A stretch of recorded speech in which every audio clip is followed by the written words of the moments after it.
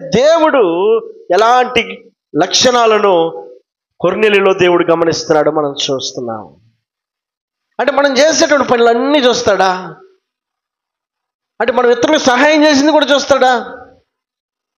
మరి సహాయం చేయకుండా తప్పించుకున్నది కూడా చూడకుండా ఉంటాడా? అంటే చేసిన మేలే చూస్తాడా, కీడు చూడకుండా ఉంటాడా? కనపడేది రెండు కనపడతాయిగా, మేలు చేసిన కీడు చేసిన. చూసే తలంపు ఆయనకు ఉన్నప్పుడు, చూసే ఆలోచన ఆయనకు ఉన్నప్పుడు, ఇదిగో దేవుడు ఆకాశము నుండి భూమి తట్టు ఆయన తేరి చూసేటువంటి మనసు కలిగిన వాడై ఉన్నాడు.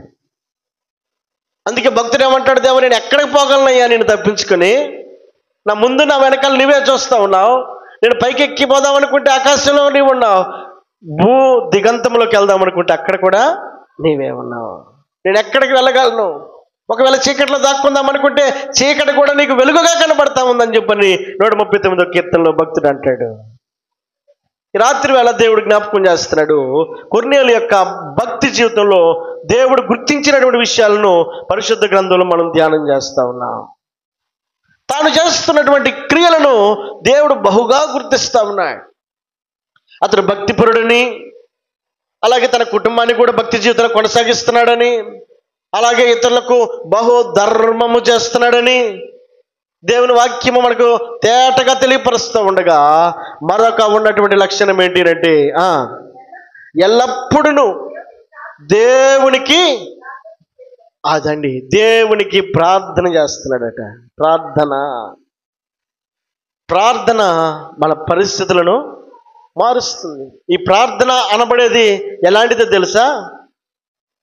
ఒకవేళ పిఎంతో మనం మాట్లాడాలనుకో, పక్కన ఉన్నటువంటి పిఏ యొక్క అవకాశం మనకు ఇవ్వాలి, లేదా పిఏ యొక్క మనకు ఒక అపాయింట్మెంట్ ఇవ్వాలి. ఇదిగో సార్ ఇప్పుడు బిజీగా ఉన్నాడు, ఇప్పుడు మీరు రావడానికి లేదు, రేపు మధ్యాహ్నం 1 గంటకి రండి అని అంటే ఆ 1 గంటకే మనం వెళ్ళాలి. ఈ లోపు ఆయనతో మాట్లాడడానికి మనకు అవకాశమే లేదు. ఇదిగో ఈ లోకంలో ఉన్నటువంటి ఉన్నతమైనటువంటి వ్యక్తులను మనం కలవాలి అని అంటే అనేక రకాలమైనటువంటి రూల్స్ అండ్ రెగ్యులేషన్స్ ఉంటాయేమో, కానీ ఇదిగో మహోన్నతుడైనటువంటి దేవుడు, నీ కార్యములను సఫలపరిచేటువంటి దేవుడు, నీవు దేవునితో మాట్లాడడానికి ఏ ఆటంకం కూడా లేదట.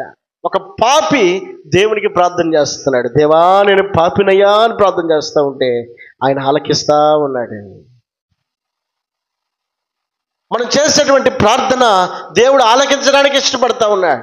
దేవుడిచ్చినటువంటి గొప్ప ఆధిక్యత ఏమిటంటే మన జీవితంలో, నాకు మొర్రపెట్టము నేను నీకు ఉత్తరం ఇస్తాను, నాకు నిజముగా మొర్రపెట్టే వారికి నేను సమీపముగా ఉన్నాను అంటున్నాడు.